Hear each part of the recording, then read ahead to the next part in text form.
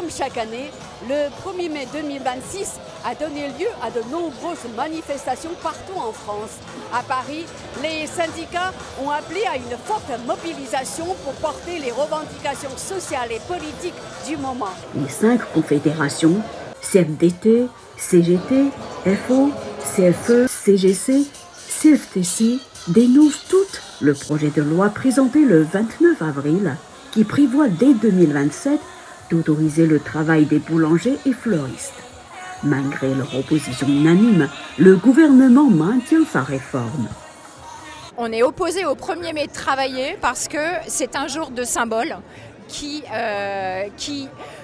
représente pour les travailleurs et travailleuses une journée de repos pour une année de travail, et donc c'est la reconnaissance de leur investissement au travail, et donc c'est quelque chose d'extrêmement important pour beaucoup de gens, et donc il faut le préserver, et je pense qu'aujourd'hui le problème n'est pas de travailler plus en France, c'est d'être plus nombreux à travailler, donc c'est sur l'emploi qu'il faut agir. C'est surtout effectivement un 1er mai qui avant tout, c'est un 1er mai chômé, mais l'origine c'est quoi ? C'est la défense de toutes les inégalités et des droits des travailleurs. Donc effectivement c'est la défense de leurs droits, sur les conditions de travail. Et donc c'est surtout pas, et je le redis, j'en profite, le 1er mai, la fête du travail, parce que ça c'est Pétain qui a instauré ça, et c'est pas ça du tout.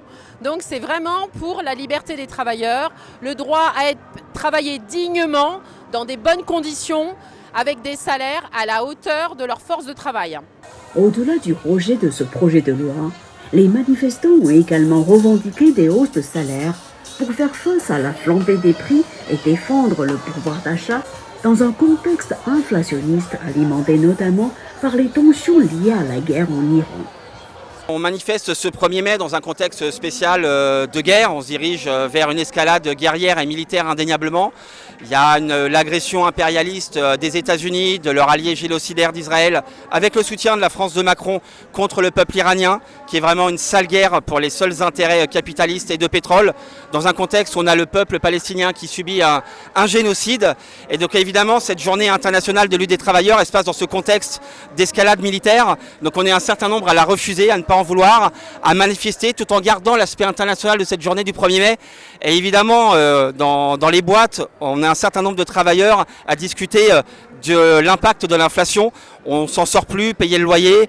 La guerre en Iran fait exploser les prix de l'énergie, que ce soit l'essence, le gaz. Et on est là aussi également qu'il faudrait que les travailleurs relèvent un petit peu la tête et qu'on obtienne enfin, qu'on impose des augmentations de salaire. Donc c'est vraiment 2 raisons majeures d'être contre cette sale guerre. Le gouvernement macroniste ont tapé sur les droits du handicap. C'est-à-dire on nous a retiré notre honneur, notre dignité et notre autonomie, injustement. Ici en France, ça s'appelle l'allocation adulte handicapé, plus la majorée. Vous avez aussi des pensions d'invalidité. Vous avez plein d'aides pour les handicapés. En presque 6 ans, le gouvernement macroniste a presque tout supprimé. Moi, je fais partie du peuple, on m'a tout supprimé. Mais on m'a supprimé mes droits injustement. Pourtant, j'ai commencé à travailler à 15 ans. Et aujourd'hui, on va tout nous supprimer. Ça suffit! Ça suffit! Le peuple, ouvrez les yeux! Récupérons tout ce qu'ils nous ont pris! Tout ce qu'ils nous ont volé, indûment!